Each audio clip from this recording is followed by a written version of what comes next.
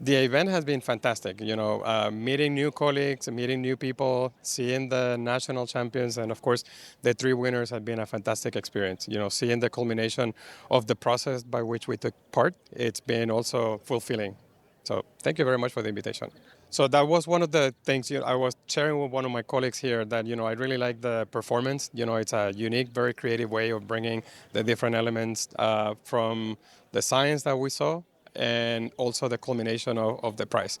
So I really like that part of the program.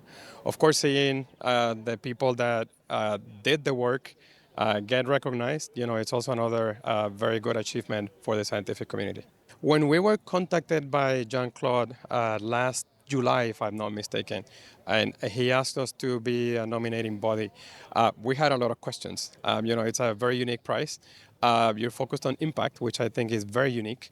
A lot of the prizes out there focused on past achievement, things that might have happened decades ago.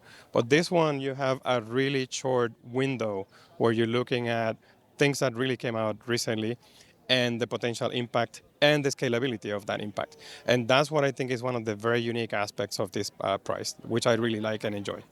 I think you guys have a lot of work to do to not only advertise, but also encourage different submissions and different prices in the future. One example that I would like for you to propose respectfully is how do you do this at the local level and the implementation level? In some cases, the science is clear, right? We know that's why we have all of these papers. But the localization and the implementation at the local level, if we are to have an impact and avoid the tipping points and avoid pushing the planetary boundaries, we really need to be thinking about localization. How do we make that science, the ones that are the nomination no, I'm sorry, the one from the national champions and the ones from the three big winners, how do we make them relevant to the local context? That requires a lot of work. That requires a lot of different stakeholders coming to the table.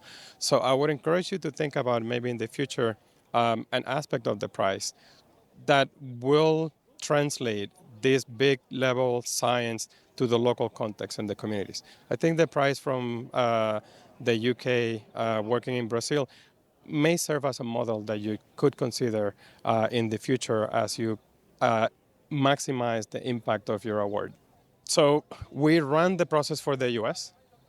For me, we would probably work with more time with the Frontiers Prize and your team, and also with other universities across the US. Now that the prize has been out, it would be easier for us to point to something concrete, show the impact, which we unfortunately we didn't have in this past cycle. It's the first cycle.